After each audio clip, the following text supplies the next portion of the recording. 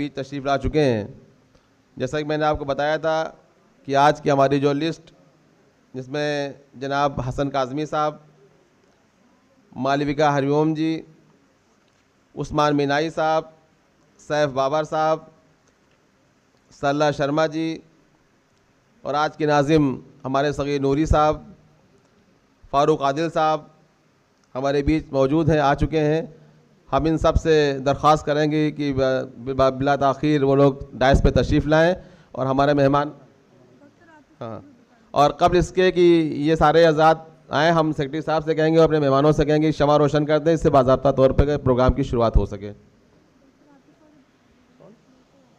अच्छा, हाँ, और हम डॉक्टर आतिफ़ा साहिबा से भी कहेंगे कि वो भी डायस पे आ जाएँ। शमा रोशन होने जा रही है, उसके बाद बाज़ाब्ता तौर पे प्रोग्राम शुरू हो जाएगा।